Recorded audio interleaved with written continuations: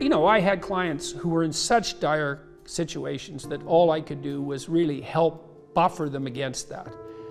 But they were a minority. I wouldn't say more than 5% of my practice fell into that category. Everyone else, it was like just rapid improvement on all fronts, you know. And that's such fun. And there isn't anything more practical. This is the thing too. There is nothing more practical than developing a vision. It's not some pie in the sky exercise. Without a vision, you're chaotic and fragmented and hopeless and disappointed, and someone can stop you just by putting up a single obstacle. You're a house divided amongst itself. You have no forward movement. You're not enthusiastic, and that's to be filled with the Spirit of God, by the way. And your life is a sequence of disappointments and frustrations and tragedies, and you're a leaf blowing in the wind. And that is not what you're called to be. That's not what you're called to be. You're called to be a visionary constructor of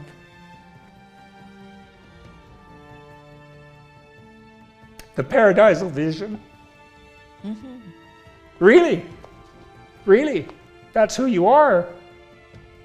Terrible as that is to apprehend. And so, well, what do we have to lose?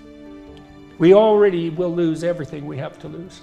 Yeah. Right? We're all in this game, man. So there's, whether you want it to be this way or not, you are betting everything on your life. So now you're moving towards the promised land, let's say. So that's inspiring, and that produces positive emotion, because you experience positive emotion when you see yourself moving towards a valued goal. No valued goal, no positive emotion.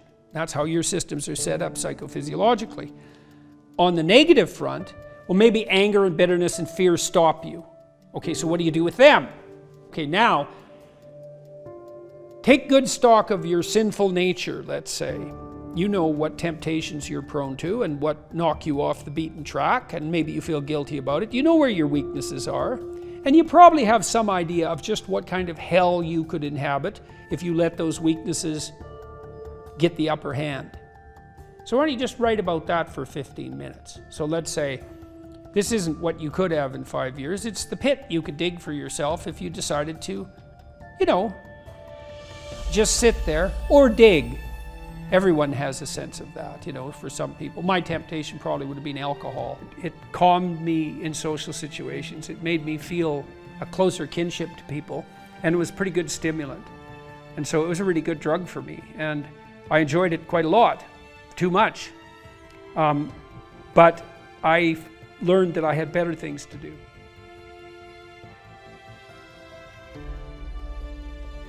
I wouldn't have stopped without better things to do. And that's And what did you mean by better things to do?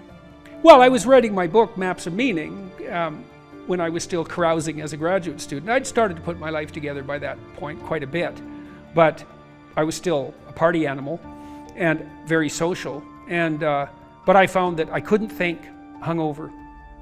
And not only that, I couldn't handle the emotional tension of what I was dealing with intellectually. It was too, because you know, if you're hungover, your emotions are more sensitive, especially your anxiety. And the work I was doing was way too demanding emotionally, because I was dealing with historical atrocity, and the motivations for that was just too damn dark, you know, to be dealing with hungover. Plus, once I had written a fair bit and was editing, once you've edited your work to a substantial degree, you have to use finer and finer gradations of judgment to continue to improve it. And if you're fuzzy-minded at all, if you've impaired your judgment, when you edit, you can make it worse, not better.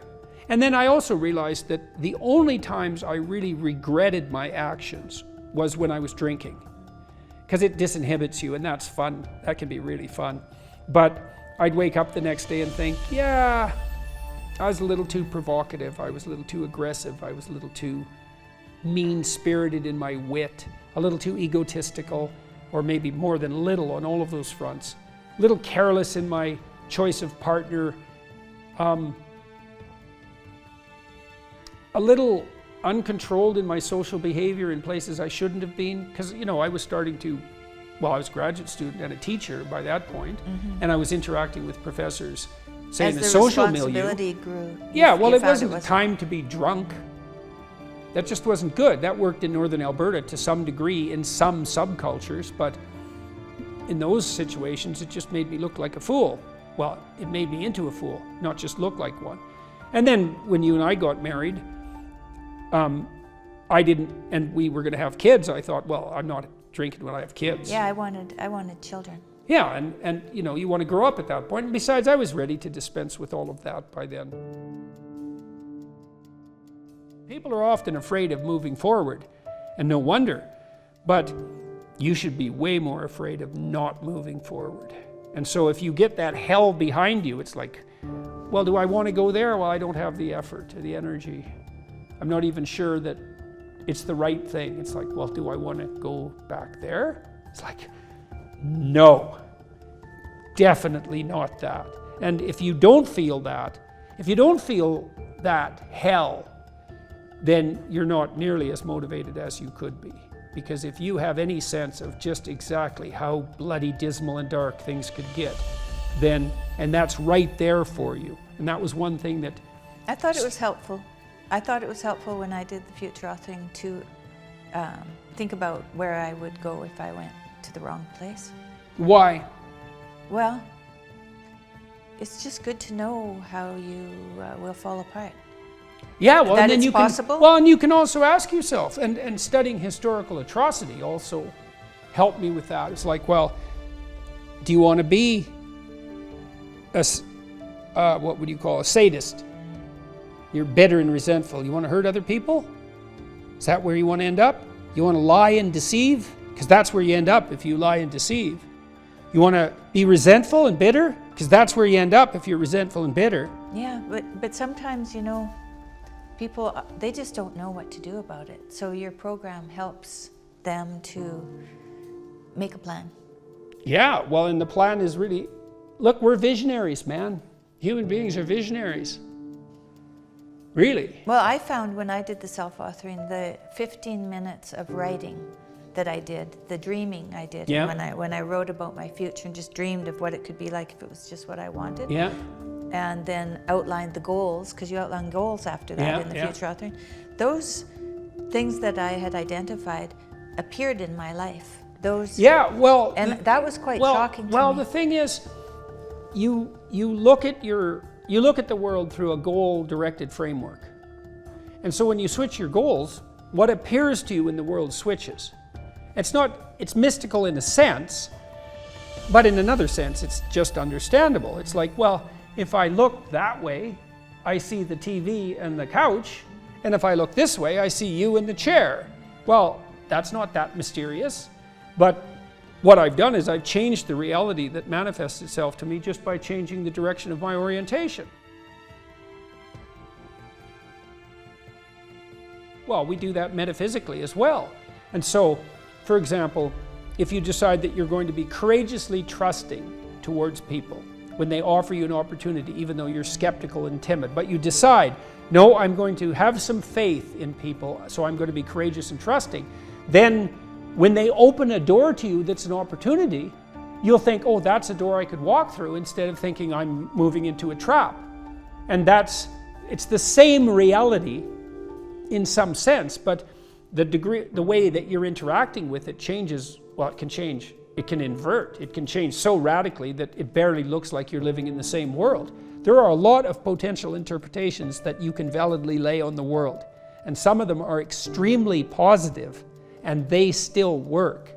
And wouldn't that be lovely if you could lay an incredibly positive vision on the world in a calculating and strategic manner, not an instrumental manner, right? Because you're aiming at something genuinely good, and that would work. And that is how the world works. One of the things I loved, maybe we can end with this too, one of the things I loved about my clinical practice, I loved this.